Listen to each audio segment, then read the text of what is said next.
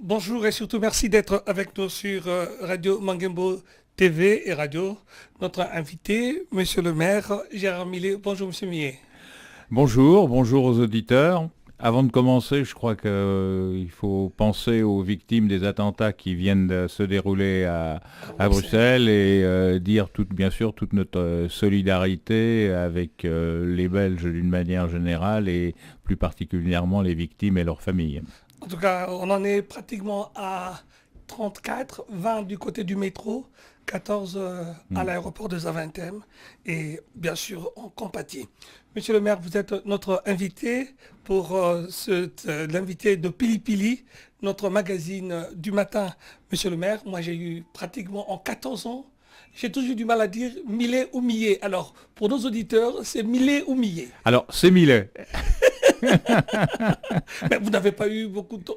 Toute votre carrière, les gens n'ont pas eu... On m'a souvent posé la question et je répondais, ça se prononce comme pour le peintre, puisque le peintre Jean-François Millet, on prononce bien Millet, effectivement. Ah d'accord. Voilà. En tout cas, monsieur le maire, il y a 14 ans, lorsque vous avez succédé à monsieur Marinelli, vous êtes venu ici, nous avons reçu, pour nous parler de cette nouvelle charge qui vous arrivait. Mais comment s'est passé le choix? Comment on décide dans le secret d'un conseil municipal de qui va succéder à un maire qui part? Alors, en principe, il y a quand même un indicateur très fort qui est le choix que le maire fait de son premier adjoint. D'accord. Je dirais que le premier adjoint a déjà un rôle particulier puisque automatiquement, en absence du maire, il remplace le maire. Les autres adjoints peuvent aussi remplacer le maire, mais il y a une priorité pour le premier adjoint. Je dirais qu'ensuite, dans l'ordre du tableau, ça n'a pas d'importance.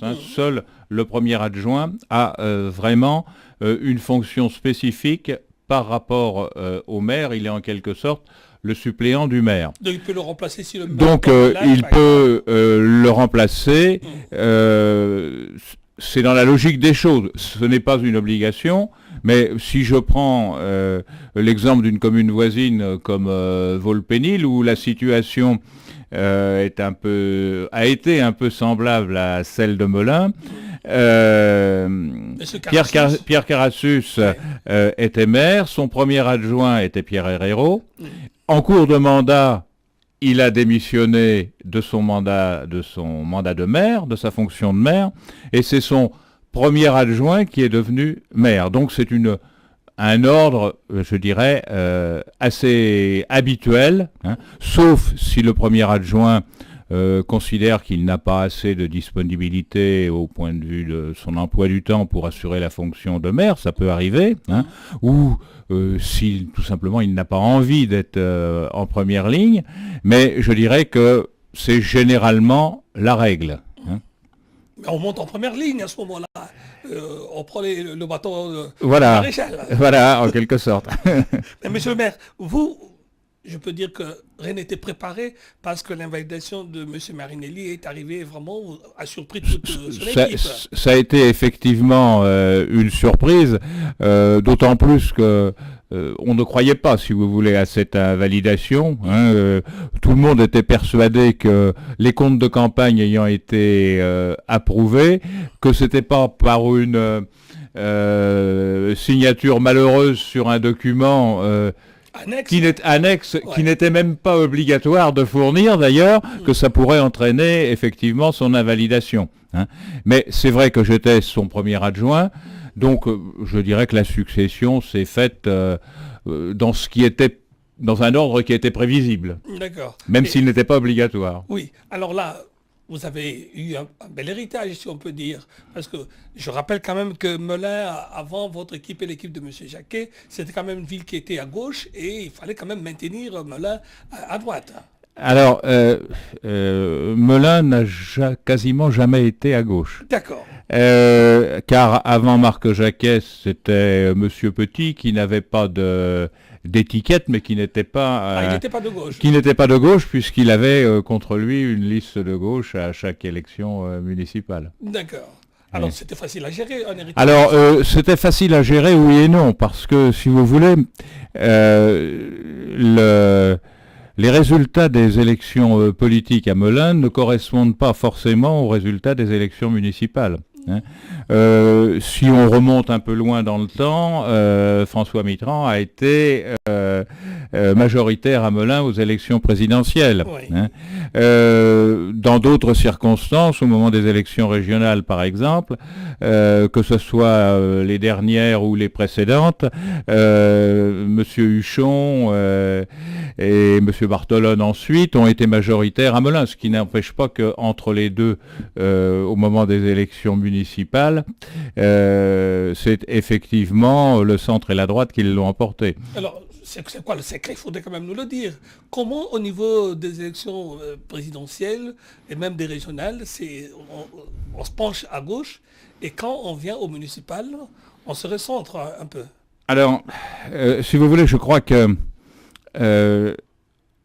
il y a au niveau des élections municipales une certaine stabilité. D'une part, nous avons toujours fonctionné dans une certaine continuité. C'est-à-dire que dans la nouvelle équipe se trouvaient toujours des membres de l'ancienne équipe. Donc on pouvait à la fois juger sur un programme, hein, mais aussi sur ce qui avait été réalisé précédemment. Hein. Donc ça c'est un avantage.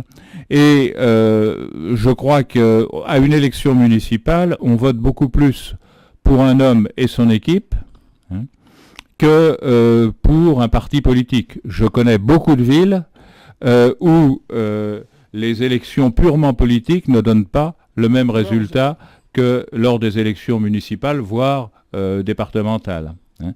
Ça, c'est une explication. Sur le plan politique, c'est vrai qu'on observe davantage un phénomène, je dirais, de balance, de basculement. Hein, phénomène qu'on observe à Melun. C'est-à-dire qu'un certain nombre d'élections politiques peuvent donner la majorité à la gauche, mais d'autres ont donné la majorité à la droite ou au centre.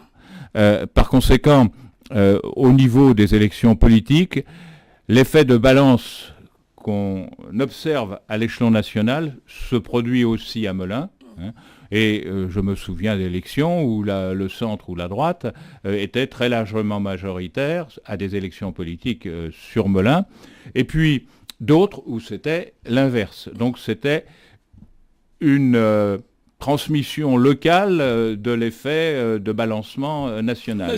C'est beaucoup moins vrai pour des élections comme les élections municipales, et pas seulement à Melun. Je prendrai un exemple. Volpénil est une ville qui vote plutôt à droite au moment des élections politiques et dont le maire, depuis 3 mandats, est de gauche. Et puis des exemples comme cela, on en voit beaucoup. Aumé, par exemple, où il y a un électorat de gauche assez important et où pourtant c'est une liste centriste qui l'emporte à chaque fois. Ouais. Hein. Et souvent même au premier tour. Et souvent même au premier tour. Vous y remettre 2 fois parfois. Voilà. Hein. Donc vous voyez que il ne faut pas, au niveau des élections municipales, ne voir que l'aspect politique. Je ne dis pas qu'il ne joue pas pour une partie, hein, mais je pense que l'aspect local est beaucoup plus important. Un homme et son équipe. Mais vous, en 14 ans, de quoi est-ce que vous êtes le plus fier de ce que vous avez réalisé sur cette ville? Alors, écoutez, en 14 ans, bon, d'abord, il y a eu la rénovation urbaine. Hein. L'opération, la première opération dans le cadre de l'ANRU va s'achever d'ici un an et demi. Probablement, il y aura une deuxième opération, hein, mais qu'il faut maintenant mettre au point. Que vous laissez à votre successeur. Oui, et mon successeur, mais on le prépare, si vous voulez, parce que ce genre d'opération Avant d'entrer dans les réalisations, il y a souvent avant 3 ou voire quelquefois 4 ans de préparation d'un dossier, hein, puisqu'il faut déjà être retenu. Donc pour être retenu, il faut présenter un dossier, il faut en voir les conséquences financières, sont-elles supportables ou ne sont-elles pas. Donc ça permet de définir les limites du projet aussi sur le plan financier, puisqu'il faut présenter un projet qui soit réaliste. Hein. Donc c'est là qu'on voit jouer cet effet de continuité. Hein. Il arrive bien souvent qu'une équipe prépare le dossier et que c'est l'équipe suivante qui le met en musique, si je puis dire, et qui réalise, quelquefois en le faisant évoluer, mais en s'appuyant, bien entendu, sur ce qui a été fait avant. On n'observe généralement pas, et quelquefois, je dirais même quand il y a un changement politique à la tête d'une mairie, bien souvent, les dossiers qui ont été préparés par l'équipe précédente sont généralement menés à bien par l'équipe qui succède. On n'observe pas ça à l'échelon national, où on l'a vu aux dernières élections présidentielles, les premières mesures prises par le nouveau gouvernement ont été de casser ce qui avait été fait par le prédécesseur. Hein.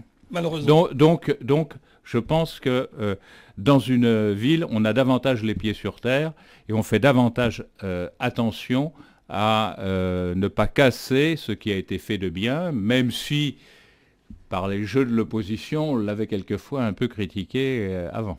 En tout cas, donc aujourd'hui, vous vous préparez à partir, mais vous avez quand même à mener 2 campagnes. J'ai eu la chance de les suivre. Lequel de vos adversaires vous ont donné le plus de fil à retordre? Parce que vous parlez, c'est souvent une personne et son équipe. En face, vous avez eu des individus quand même. Alors, si vous voulez, je crois qu'il faut distinguer la campagne.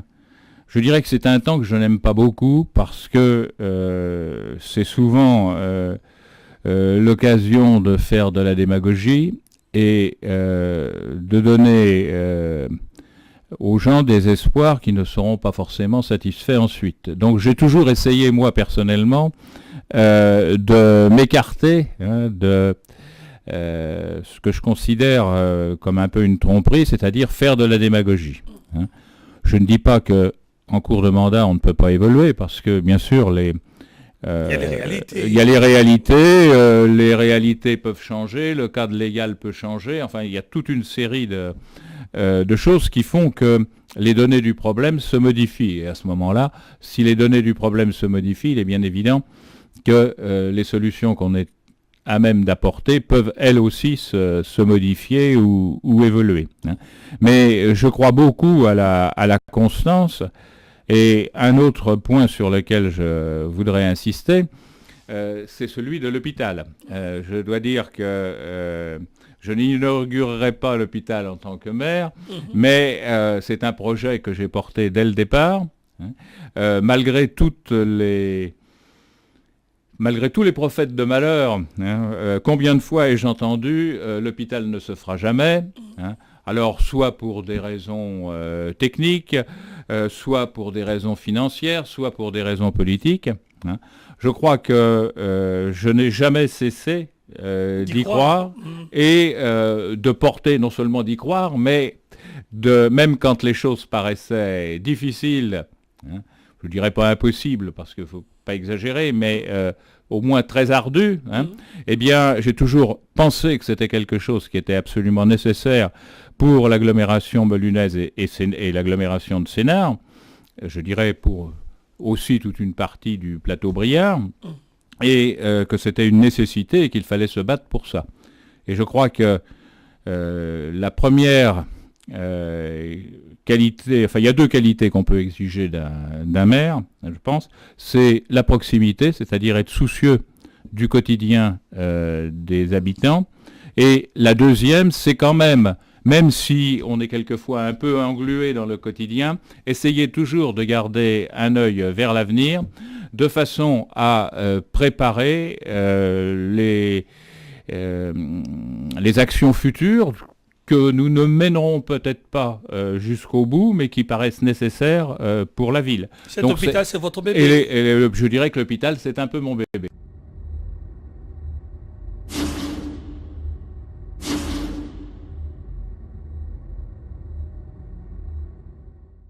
l'hôpital, c'est un peu mon bébé. Et je remercie tous ceux qui m'ont appuyé parce que on n'obtient pas ça, si vous voulez, tout seul. Hein. J'ai eu l'appui de parlementaires, j'ai eu aussi l'appui de la ville nouvelle de Sénart. Hein. Donc, ça a été une opération qui a largement dépassé les clivages politiques. Hein. On a toujours essayé dans cette opération de l'hôpital que tous ceux qui voulaient construire, même s'ils n'étaient pas du même bord, puissent travailler ensemble. Et je crois que ça a été une des clés de l'aboutissement. Alors, mais revenons, je vous cite par exemple Marcisé, vous avez eu à l'affronter à l'une de vos campagnes. Qu'est-ce que vous gardez comme souvenir de cet adversaire politique? Alors, si vous voulez, M. Marcisé, effectivement, je l'ai affronté, et même avant, j'étais premier adjoint, donc je l'ai affronté également au cours des campagnes électorales. Je ne dirais pas que c'était un adversaire facile. Moi, si vous voulez, dans les opposants, je considère qu'il y a deux catégories. Ceux qui sont dans la campagne électorale permanente et qui souvent ne connaissent pas d'ailleurs les dossiers et qui, d'un dossier, vont extraire un mot qui n'a pas grand-chose à voir avec finalement le fond du dossier qu'on examine et vont déclencher une polémique. Et puis il y a ceux qui connaissent leur dossier. Et parmi mes opposants, j'en ai eu qui connaissaient leur dossier. Je pense à Mme Ange-Albert qui a succédé à M. Marcisé. Mme Ange-Albert est quelqu'un qui travaillait ses dossiers, même si on n'était pas d'accord. Mais au moins, elle connaissait ses dossiers. Si on remonte plus loin, je me souviens aussi de Jackie Laplace qui connaissait ses dossiers. D'autres sont plus polémiques, mais je ne citerai pas leur nom. Alors, je ne vais pas parler des polémiques, mais est-ce que quelquefois vous ne vous dites pas quel gâchis, parce que j'ai vu quand même, vous avez réussi à rapprocher de vous, notamment Jean-Pierre Rodriguez qui était sur une liste de gauche, qui vous a rejoint. Mais pour les autres, est-ce que vous n'avez pas parfois eu l'impression que c'était du gâchis pour Melun de ne pas profiter de certains adversaires politiques qui étaient pas du même bord que vous? Alors, si vous voulez, c'est vrai que à plusieurs reprises, nous avons absorbé des gens qui avaient été soit sur des listes dissidentes, soit sur des listes carrément d'opposition. Mais nous n'avons jamais fait de débauchage. C'est-à-dire que ces opérations ne se sont jamais faites en cours de mandat. C'est-à-dire que je n'ai jamais cherché en cours de mandat à ramener quelqu'un dans mon camp qui avait été issu d'une autre liste. C'est simplement qu'à l'échéance du mandat, j'avais vu qu'il y avait des gens avec lesquels j'avais pu échanger de façon constructive. Et quand une nouvelle échéance électorale s'est présentée, je leur ai proposé, effectivement, à ces personnes, de bâtir avec moi une autre liste. Mais on a parlé du coup de la jonquille, alors. Voilà, mais si vous voulez, le coup de la jonquille, ça a été au moment de l'élection. Les choses étaient claires pour l'électeur, c'est-à-dire que je ne débauchais pas quelqu'un qui avait été élu grâce à des voix qui ne se portaient pas sur moi, mais au moment d'une nouvelle campagne électorale, après discussion sur un programme, sur une façon de gouverner, eh bien, ces gens-là acceptaient de me rejoindre et on menait la campagne électorale ensemble. Mais j'insiste bien, jamais de débauchage. J'ai eu souvent l'impression, à vous suivre sur votre parcours, que vous avez fait le service minimum. Vous avez bien sûr été suppléant de Yves Jegot, vous avez pendant près de 6 mois quand même été à l'Assemblée nationale, mais j'aurais attendu de vous peut-être une ambition par rapport à l'agglomération. Elle vous a jamais tenté?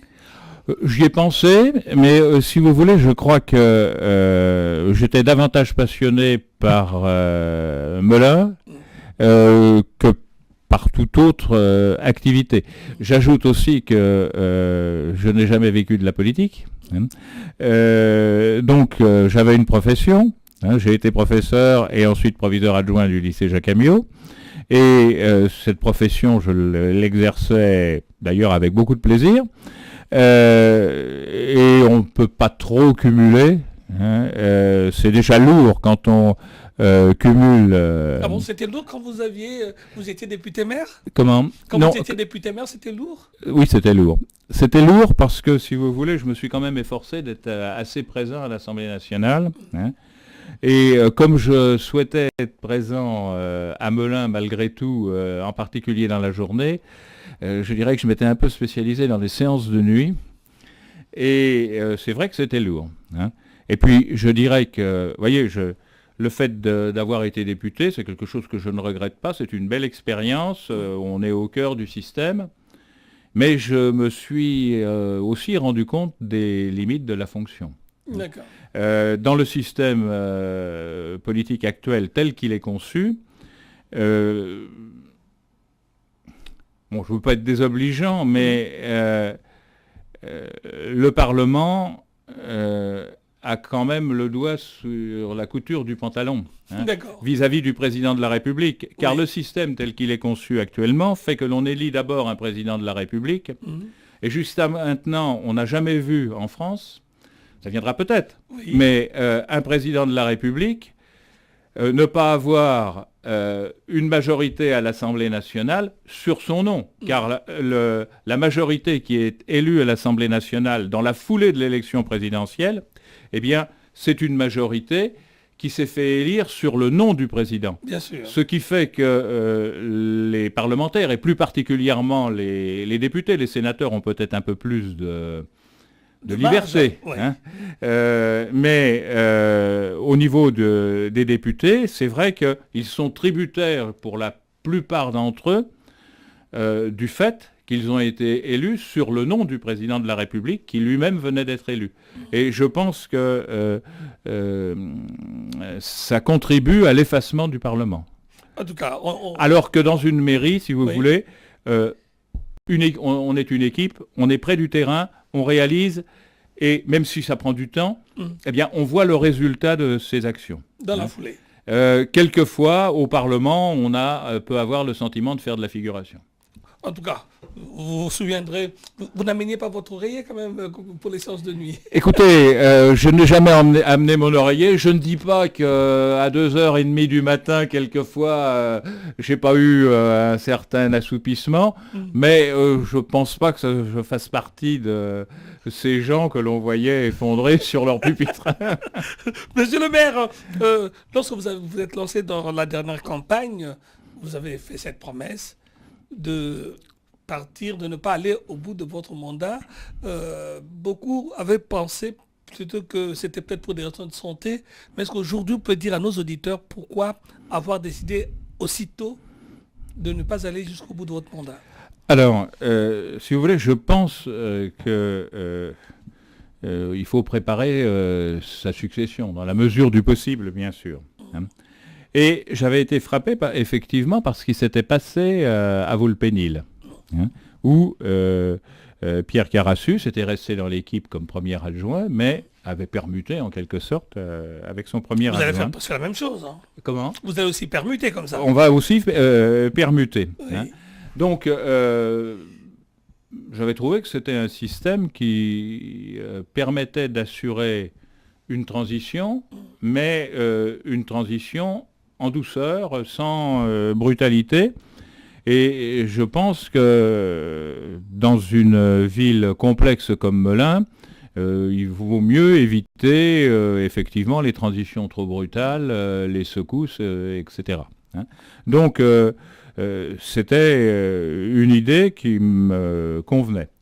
Par ailleurs, je pense, même si je suis en bonne santé, hein, je pense qu'il arrive un moment, justement, où il vaut mieux s'en aller quand on est en forme, plutôt de partir à un moment où on va vous pousser un peu vers l'extérieur, hein, en disant soit il a fait son temps, soit oh là là, il fatigue, enfin, etc. Hein.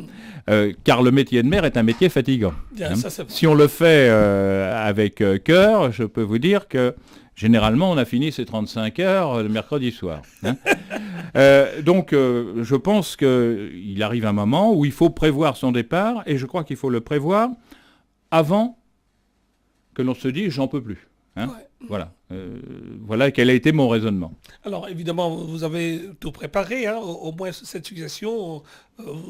Vous avez fait le choix d'appeler dans votre équipe Louis Vogel.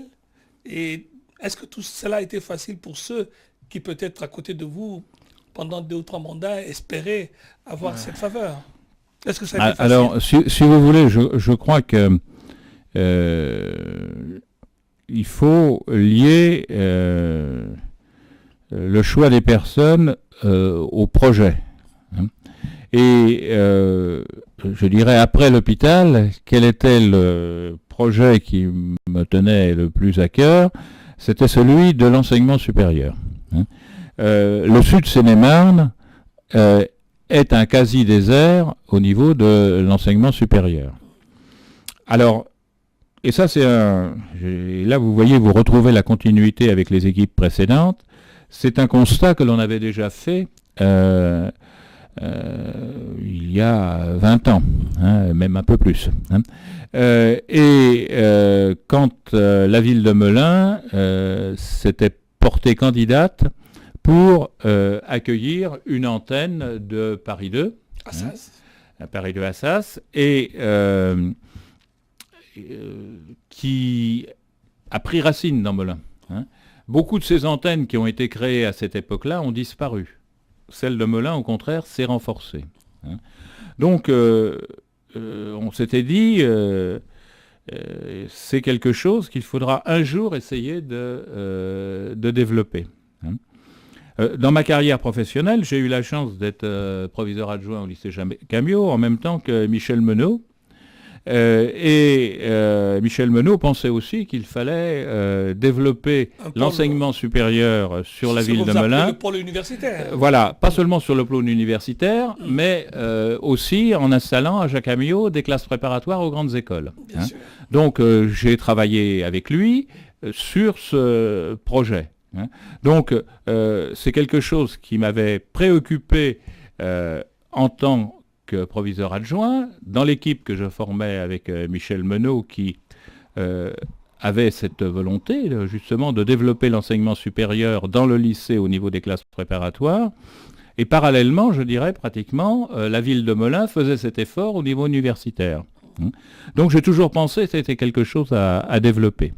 Bon, il se trouve que Louis Vogel a été président de Paris 2 Assas, qu'il connaissait bien de ce fait-là Melun. En particulier, je regardais l'ancienne photo l'autre jour, quand l'université s'est étendue, que la communauté d'agglomération a racheté les locaux de l'ancienne poste, c'est Louis Vogel qui a inauguré ce bâtiment. Donc c'était quelqu'un qui s'était intéressé à Melun de ce point de vue-là et qui nous a aussi beaucoup aidé, parce que je vous ai dit que dans beaucoup de ces antennes qui avaient été créées par des universités parisiennes avaient disparu au bout de quelques années. Alors que là, au contraire, de par la volonté du président Vogel, cette antenne s'est développée. Donc l'idée est venue de dire, est-ce qu'on pourrait travailler éventuellement avec Louis Vogel, qui a été intéressé. Et je dois dire que c'est avec une grande satisfaction que j'ai vu que Paris 2 et la communauté d'agglomération étaient en train de monter une opération pour racheter l'ancienne IUFM et développer donc l'enseignement supérieur dans le sud Seine-et-Marne. Donc je pense que ça a été pour moi, si vous voulez, un élément important, puisque je crois que dans le choix de mon successeur, et pas simplement basé sur la sympathie que je peux ressentir pour lui, mais aussi parce qu'il est porteur d'un projet auquel j'adhère. En tout cas, donc officiellement c'est le 7 avril prochain. que... Écoutez, en principe, sauf, je ne sais pas s'il y avait un empêchement administratif, on ne sait jamais si le préfet tarde à accepter ma démission, mais je ne vois pas pourquoi il tarderait. Oui. Mais en principe, oui, effectivement, c'est le 7 avril. Avez-vous un rituel particulier quand le matin vous arrivez à votre bureau et qui va vous manquer? Je ne pense pas, si vous voulez... non, bon, quand j'arrive, je passe dire bonjour aux membres du cabinet, au secrétaire. Bon, bah, je pourrais toujours le faire. Hein, non, je ne pense pas. Je trouve que le bureau du maire est un beau bureau, mais je sais aussi que c'est transitoire. Donc, je ne porterai pas le deuil de mon fauteuil. En tout cas, monsieur le maire, ça a été un plaisir de refaire un peu... au pas de course, hein, ce tour d'horizon de vos 14 ans et de cette ville. Mais vous le rappelez si bien que vous ne quittez pas tout de suite, vous restez avec nous comme premier adjoint. Voilà. Je crois que si vous voulez, dans la mesure où je suis encore en bonne santé, c'est pas que je me serais ennuyé, parce que je pense que je me suis toujours intéressé à beaucoup de choses, donc j'aurais su occuper mes loisirs, mais je pense que il y a des dossiers que j'aimerais bien continuer à suivre. Je me suis toujours intéressé beaucoup à l'urbanisme, par exemple, à l'aménagement du territoire. Pourquoi pas continuer dans cette voie.